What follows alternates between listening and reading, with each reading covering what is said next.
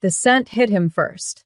It wasn't the sterile, expensive smell of catered sushi or the faint, metallic perfume of money that usually hung in the air on the 78th floor. This was different. It was warm and round and impossibly alive. It smelled of garlic and chili, of something fried and deeply comforting. It was the smell of a home he had never had, and it was coming from his secretary's desk.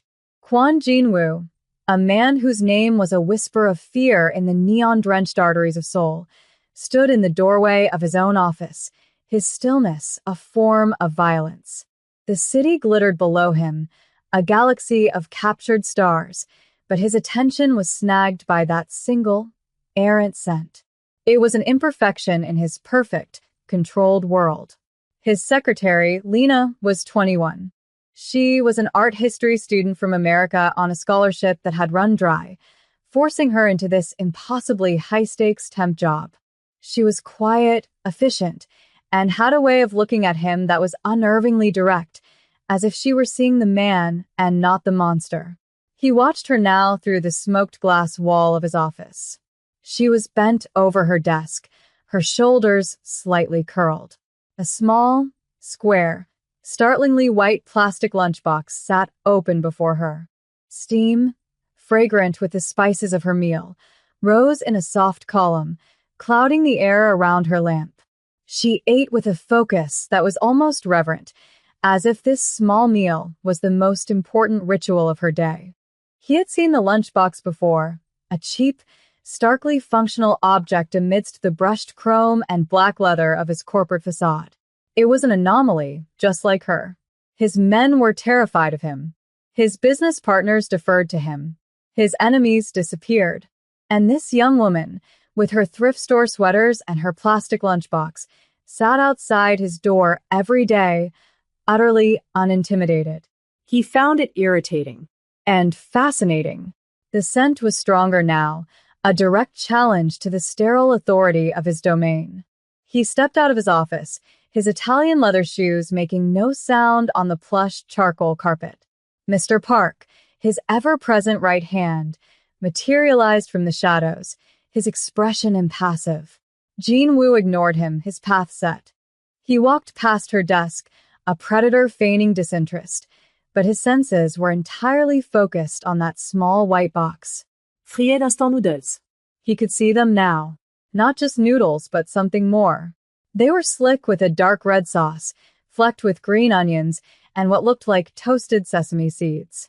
It was a poor meal, a student's meal, yet it smelled richer than anything served at the Michelin star restaurants where he conducted his business.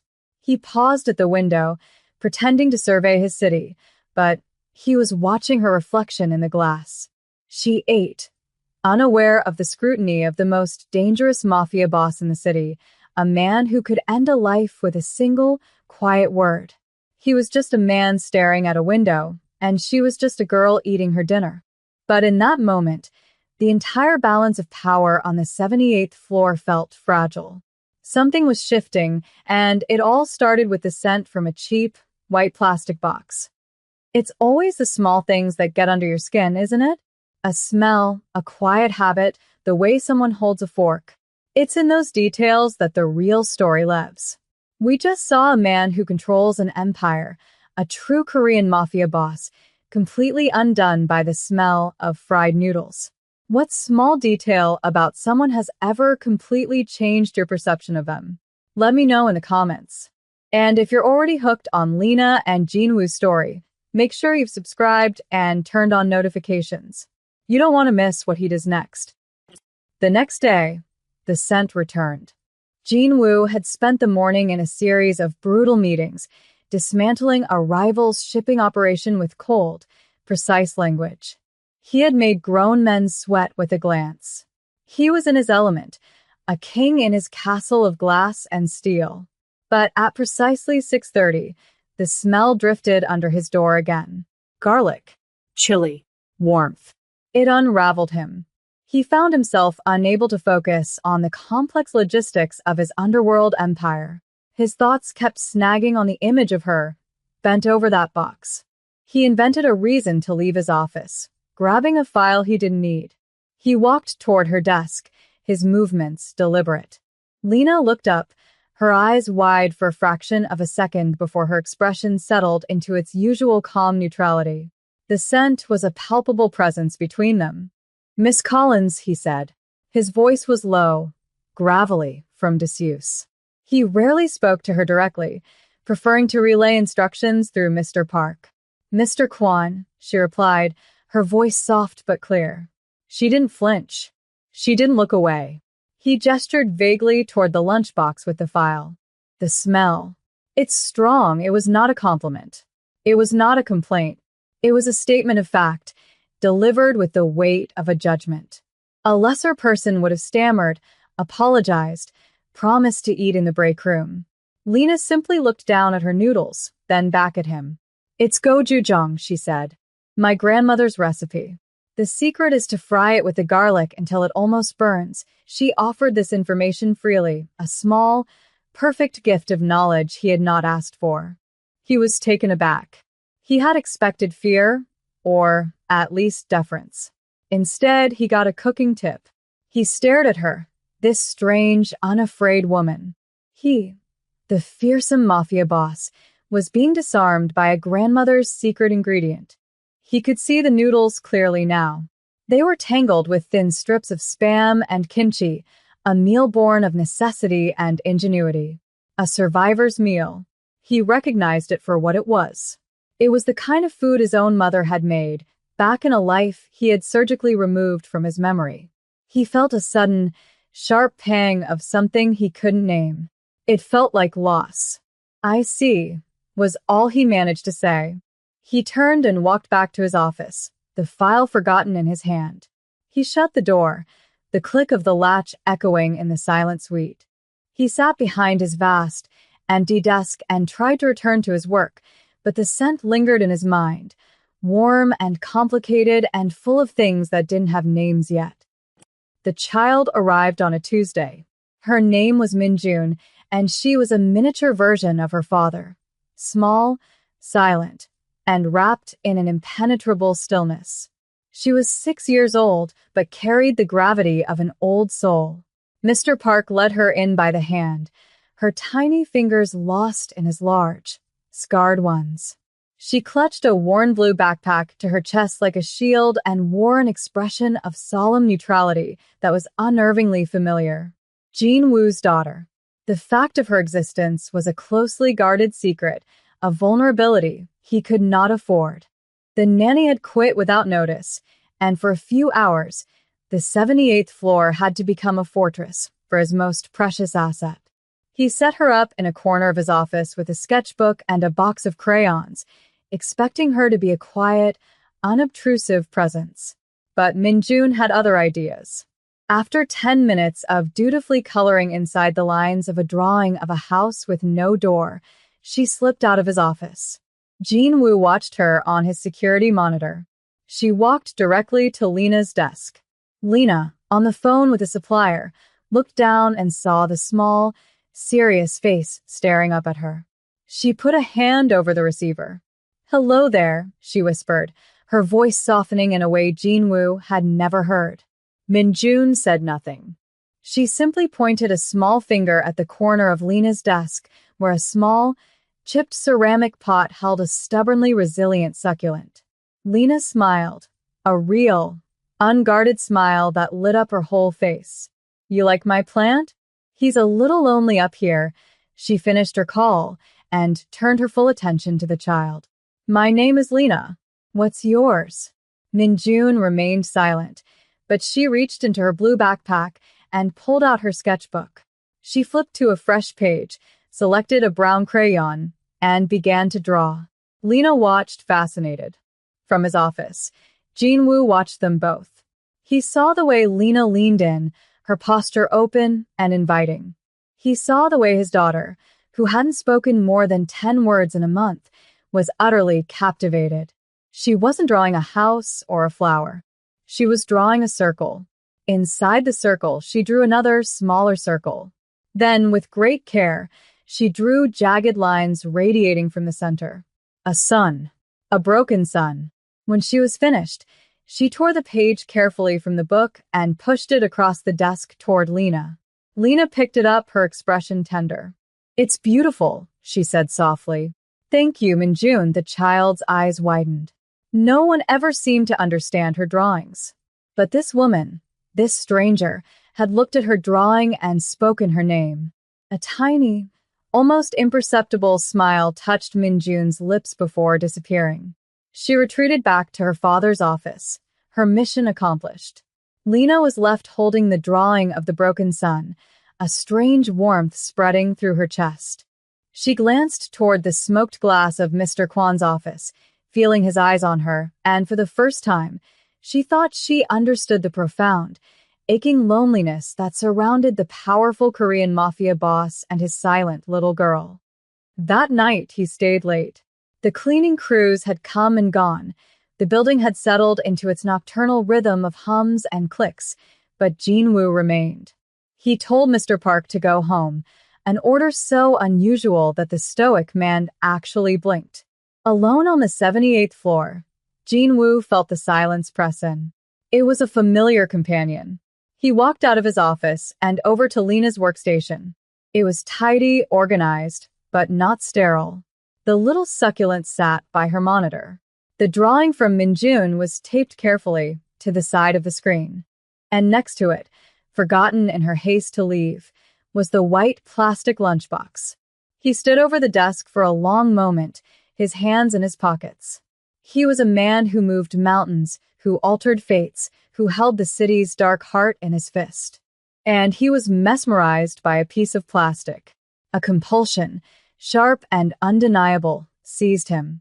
He looked around the empty floor, at the security cameras he knew were recording his every move.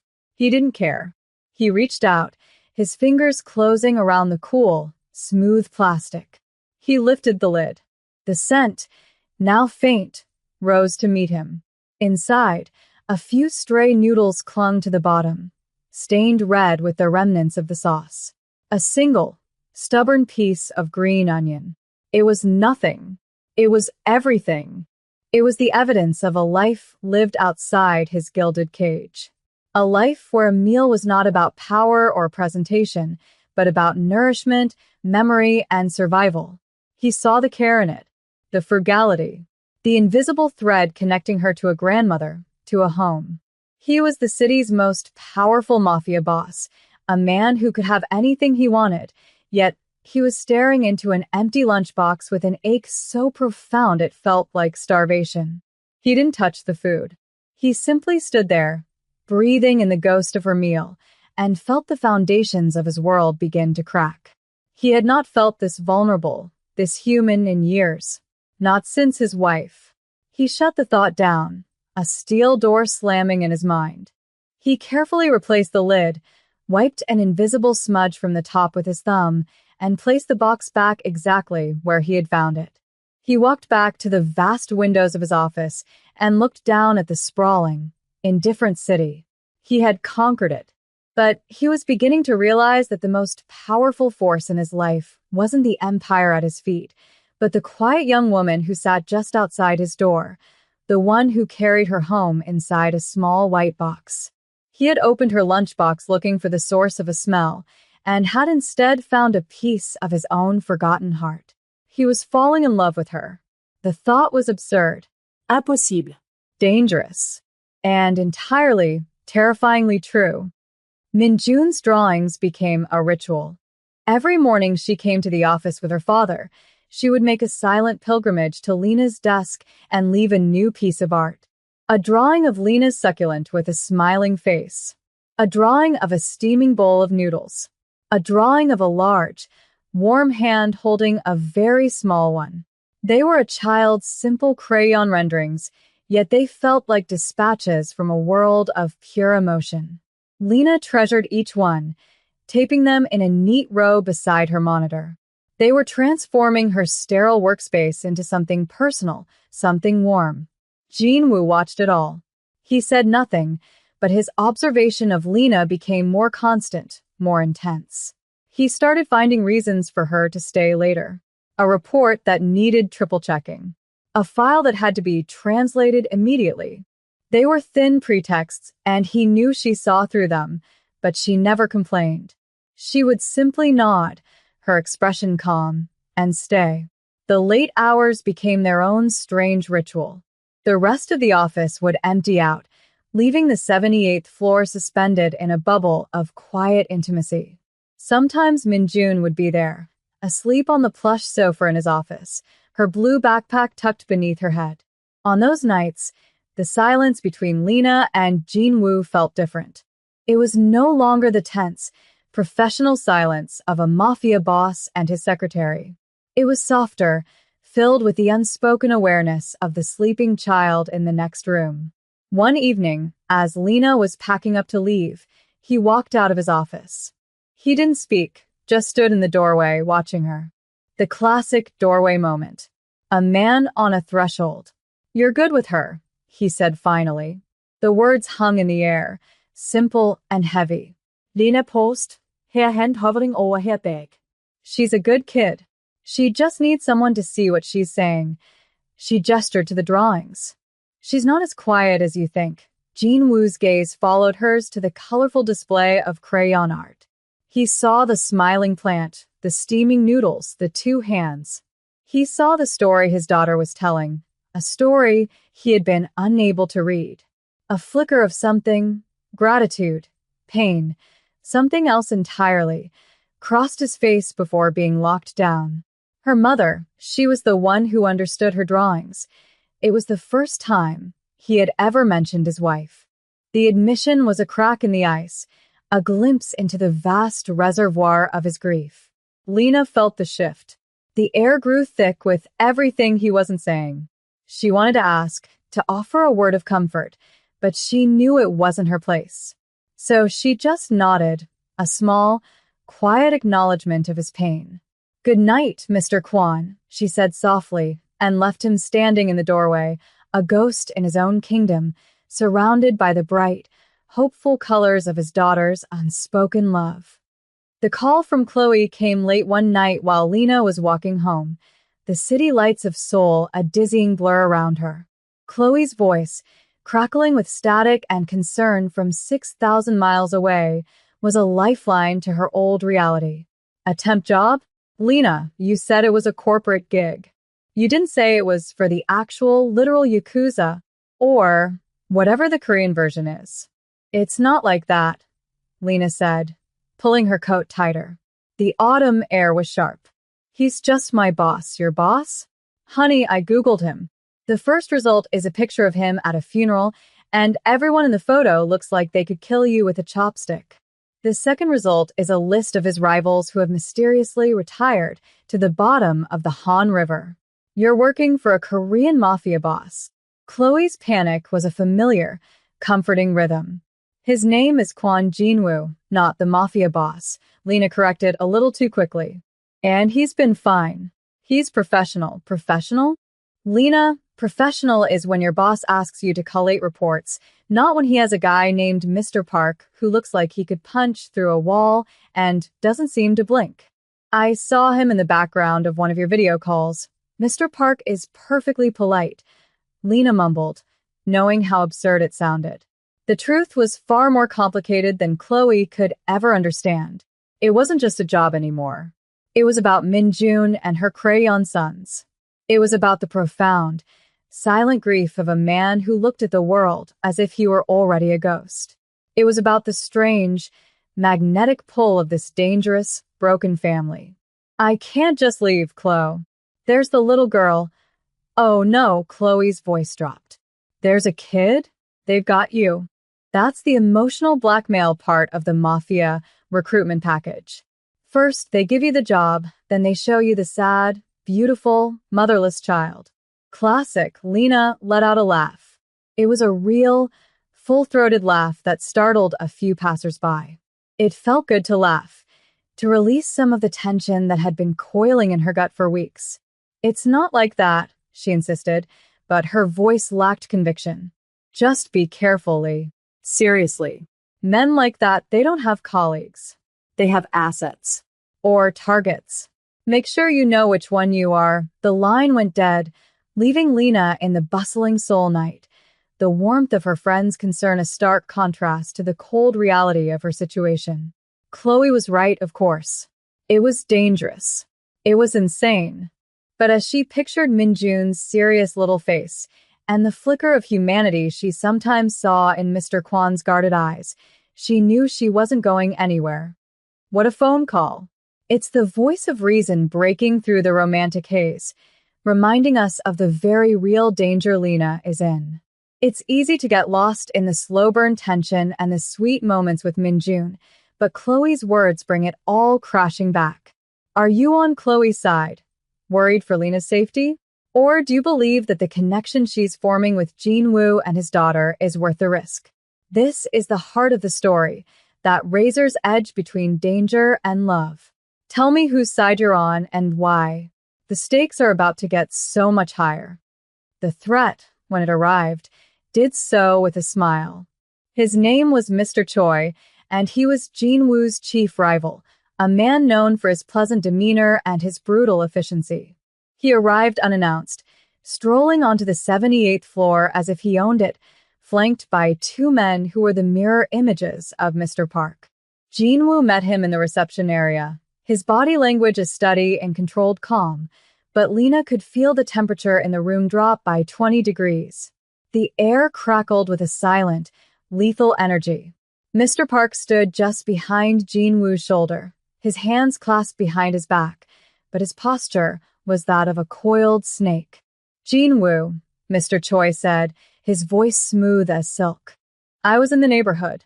I thought I'd see your new view. His eyes scanned the opulent office, but there was no admiration in them. Only appraisal. Calculation. His gaze landed on Lena. He gave her a slow, deliberate smile that didn't reach his eyes. And who is this? A new addition to the family? The question was casual, but the word family was loaded. A small, sharp barb. Jinwoo stepped slightly, a subtle movement that partially shielded Lena from Choi's view. My secretary. Miss Collins' Choi's smile widened. He took a step toward Lena's desk. Miss Collins. An American. How exotic, he looked at her, then at the row of Minjun's drawings taped to her monitor. His eyes lingered on the one of the two hands, the large one and the small one. Charming. You bring a certain warmth to the place. Every word was a threat wrapped in a compliment. He was telling Jinwoo, I see you. I see your attachments. I see your weakness. Lena felt a cold dread wash over her. This was the real world she had stepped into, a world where a child's drawing could be used as a weapon. Jinwoo's face was a granite mask, but Lena saw the muscle jump in his jaw. Our business is concluded, Choi, he said, his voice dangerously soft. Don't let me keep you. Mr. Choi held his gaze for a long moment, the silent battle of wills stretching the seconds into an eternity. Then he chuckled, a dry, unpleasant sound. Of course.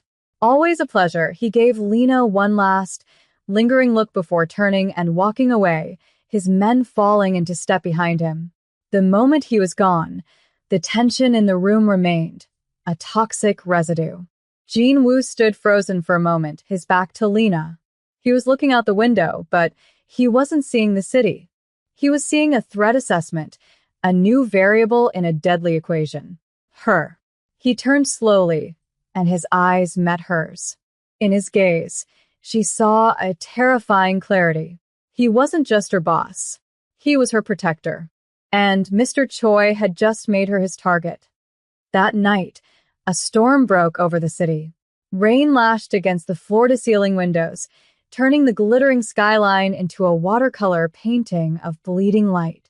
The storm was a mirror of the turmoil inside the 78th floor.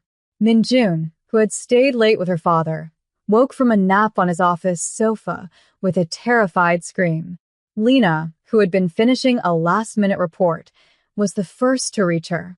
She found the little girl sitting bolt upright, her eyes wide with a nameless fear, tears streaming down her face. Jinwoo rushed in a second later, but his presence only seemed to make Minjun shrink further into herself. He knelt by the sofa, his large frame looking helpless. Minjun, what is it? It's just the storm, but the child was inconsolable, her small body racked with silent, shuddering sobs. She wouldn't look at him. She wouldn't let him touch her. Lena watched the painful scene, the powerful mafia boss completely unable to comfort his own child. Without thinking, she moved forward. She sat on the edge of the sofa, not too close, and began to hum. It was an old lullaby her own mother used to sing, a simple, gentle melody. She didn't try to touch Minjun. She just hummed, her voice a low, steady anchor in the raging storm outside and the emotional storm inside the room. Slowly, miraculously, the child's sobs began to subside. She looked at Lena, her tear-filled eyes wide and searching.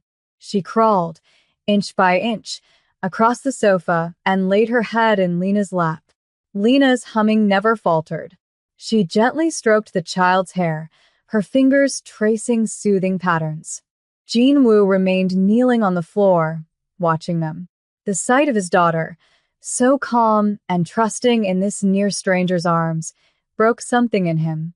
The control, the armor, the grief. It all fell away for a moment, leaving only a raw, aching vulnerability. After a few minutes, Minjun's breathing evened out, and she fell into a deep, peaceful sleep in Lena's lap. The only sounds were the drumming of the rain and the soft echo of Lena's lullaby. "How did you do that?" Jin-woo's voice was a rough whisper. Lena looked at him, her expression soft in the dim light. "Sometimes you don't need words," she said. He stood up and walked over to them. He stood so close she could feel the heat radiating from him. He looked down at his sleeping daughter, his expression a mixture of love and pain so profound it made Lena's chest ache. He reached out a hand, not to the child, but toward Lena. His fingers hovered in the air just inches from her cheek, a breath away from contact. An almost touch. The space between his hand and her skin was electric, charged with all the things they couldn't say. He wanted to thank her. He wanted to protect her. He wanted to pull her into his world and never let her go. His hand trembled slightly before he pulled it back, clenching it into a fist at his side. "Thank you," he breathed. It was more than a thank you. It was a confession. It was a surrender. This moment, the storm, the frightened child, the lullaby. This is where everything changes. That almost touch was more powerful than any kiss, wasn't it? It was a promise, a plea, and a warning all at once. We just saw the impenetrable Kwon Jin-woo completely stripped bare, his vulnerability laid out for Lena and us to see. What do you think was going through his mind when he almost touched her face? Was it gratitude? Possession? Fear? Let me know what you felt in that moment, because I think it's the most important one in their story so far. The next day, the request came. It was delivered by Mr. Park, but the words were Jin-woo's. Mr. Kwon requests that you join him and his daughter for dinner. At his home, it was not a question. It was a summons. Lena's heart hammered against her ribs. This was a line being crossed, a boundary dissolving. His home was his sanctuary, his fortress. To be invited inside was significant. When she arrived that evening, driven by a silent Mr. Park, she understood why he kept it so hidden. The house was a modern architectural marvel, a place of glass, concrete, and soaring empty spaces. It was stunningly beautiful and profoundly lonely. It was a museum, not a home. Jin-woo was waiting for her, dressed not in his usual sharp suit, but in a simple black sweater and dark trousers. He looked younger, less like a mafia boss and more like a man drowning in a house full of ghosts. Minjun was there, clinging to his leg, but she smiled when she saw Lena, a real, wide smile that transformed her serious little face. "I was hoping," Jin-woo began, his voice hesitant, "that you might cook." With us, he led her to the kitchen. It was a chef's dream, a cavernous space of stainless steel and marble, with appliances that looked like they belonged on a spaceship. And it was completely, utterly sterile. It was clear no one had ever actually cooked a meal here. He had laid out ingredients on the counter. Instant noodles, kimchi, spam, green onions, gochujang. The components of her lunchbox meal. A peace offering. An invitation. Lena felt a smile touch her own lips. Okay, she said. But you have to help. What followed was a quiet miracle. In the heart of that cold, empty mansion, they created warmth. Lena showed Jinwoo how to chop the green onions, her hand briefly brushing his as she adjusted his grip on the knife. The contact was fleeting, but it sent a jolt through them both. She showed Minjun how to carefully sprinkle sesame seeds. The little girl, who was usually so silent, began to hum the lullaby from the night before. The air filled with the scent of frying garlic and chili, the same scent that had started it all. It chased the ghosts out of the corners and filled the sterile house with life. As they ate, sitting at the huge, empty dining table, Jinwoo spoke. Minjun hasn't smiled like that since her mother died, he said, his eyes fixed on his daughter, who was happily slurping her noodles. She loved to cook. The kitchen was her favorite place. It's been empty for 2 years. He was giving her the missing pieces, trusting her with the shape of his grief. Lena listened, her heart aching for this broken man and his lonely child. She looked around the beautiful, empty room at the father and daughter, and she realized she wasn't just a secretary or a temp worker anymore. In this house, in this moment, she was something else. She was the person who had brought the warmth back. They fell into a new routine. Several nights a week, Lena would go to his house. The vast, cold kitchen became their sanctuary. It was the one place where he wasn't the feared Korean Mafia boss, and she wasn't his employee. They were just Jinwoo and Lena, and Minjun, who was slowly, surely, finding her voice again. She started talking in small sentences, asking Lena questions about the food, about the names of the spices. She drew pictures of the three of them at the kitchen table, all holding hands, all smiling. One evening, as Lena was packing up to leave, Jinwoo stopped her in the hallway. He didn't stand in a doorway this time. He stood directly in front of her, blocking her path. The air was thick with unspoken words, with the quiet intimacy they had built over shared meals and whispered confidences. The threat of Mr. Choi still hung over them, a shadow at the edge of their fragile peace, but in this house, they could almost pretend it didn't exist. He had never touched her, not beyond that first accidental brush of their hands. But he was so close now, she could see the faint lines of exhaustion around his eyes, the way his dark hair fell across his forehead. She could see the man, not the myth. He looked at her, his gaze so intense it felt like a physical touch. He was memorizing her face, imprinting it on his soul. He was a man who had spent his life building walls, and she had walked through them without even trying. She had filled his silent house with laughter and the smell of home. She had given his daughter back her smile. She had, in her quiet, unassuming way, saved him. He lifted a hand, and this time, he didn't stop. His fingers, warm and calloused, gently cupped her jaw. His thumb stroked her cheek, a gesture of such profound tenderness it made her breath catch. It wasn't a gesture of possession. It was one of reverence, of awe. He leaned in, his forehead resting against hers. Lena, he whispered. Her name was a complete sentence. It held everything. His fear, his gratitude, his desperation, and his love. A love he was just beginning to understand. The story wasn't over. The danger was real. The world outside this house was a battlefield. But in that moment, with his hand on her face and her name on his lips, a new, quiet, and incredibly powerful truth had been written. He was a mafia boss. She was his secretary. And they were, against all odds, a family. Their story is just beginning, isn't it? That single touch, that one whispered word, has changed everything. But the world outside, the world of men like Mr. Choi, doesn't just disappear. The safety they've built is fragile. The question now is, what is a man like Kwon Jinwoo willing to do to protect the first light he's let into his life in years? And how far is Lena willing to go into the darkness to stand beside him? If you need to know what happens next, if you believe in the power of a quiet love in a loud and dangerous world, then subscribe and join this community. Your support is what lets these stories unfold.